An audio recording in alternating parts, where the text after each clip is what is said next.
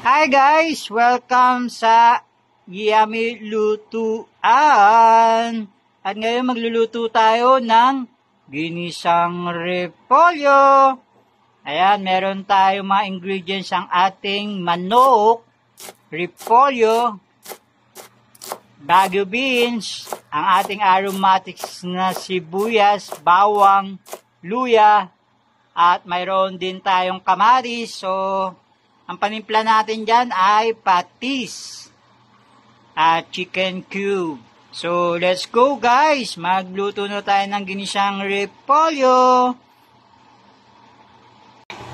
So guys, mag-start na tayo mag-isa dyan sa ating mainit na wok na mayroon ng mantika. So, let's go guys! Ayan. Ituin natin ang ating bawang, sibuyas at kamatis. Igisa natin ang ating mga aromatics at ang luya.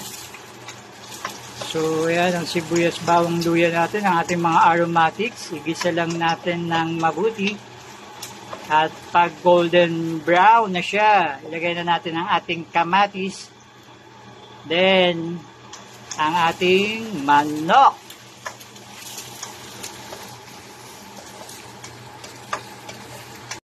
Guys, okay na ang ating aromatics at ang ating kamatis. So, ilagay na natin ang ating chicken. Gisa rin natin siya ng mabuti. Ayan. So, ang mga aromatics na atin na ginisa ay magpapawala ng lansa para sa ating manok. Lalo na ang luya. Ayan. Gisa lang natin siya ng mabuti.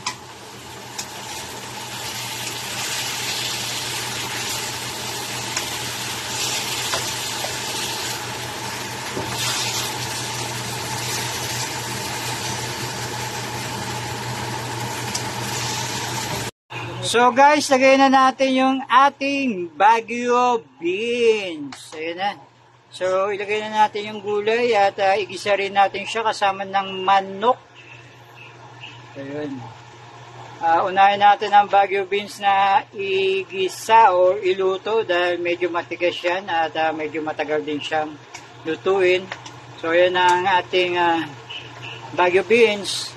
Then mamaya lalagyan natin ng water yan, konting sabaw, lalagyan na natin ng patis at chicken cube plus ang ating repolyo.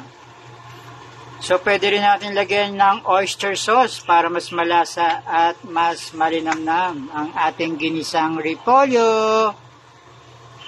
It's another good day and another cooking session. Welcome sa Yummy Lutuan. Yeah. So guys, eto lagyan na natin siya ng oyster sauce. Bali nilagyan natin ng konting water bilang sabaw niya. At nilagyan na ng patis yan. So seasoning powder ang nilagay natin. Hindi na chicken cube. Ayan, nilagyan natin siya ng oyster sauce. Ayan, ang ating oyster sauce. At pagkatapos yan guys, ilalagay na natin yung ating repolyo.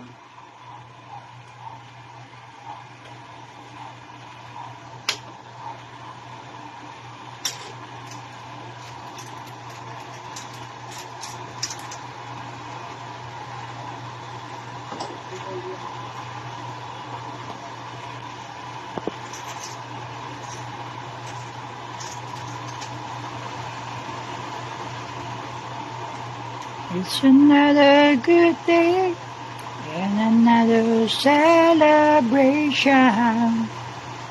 Salamat po sa Yummy Lutuan.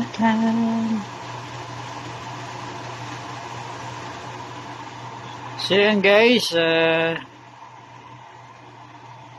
okay na ang ating ginisang repolyo. Ayan na ang ating repolyo. So, pakuluan na lang natin at lutuin na lang natin ang ating repolyo. Then, good na siya para sa ating pananghalian. At meron na naman tayong nalutong isang masarap at simpleng putahe dito sa Yummy Lutuan. So, kung nag-enjoy po kayo, follow me more. Ang ating ginisang repolyo na may oyster sauce.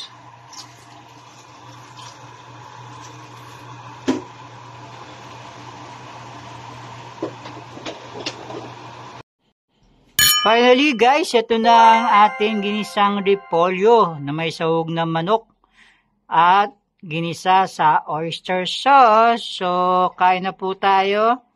Eat healthy, stay healthy, at God bless po sa lahat. Kain na po. Yum yum!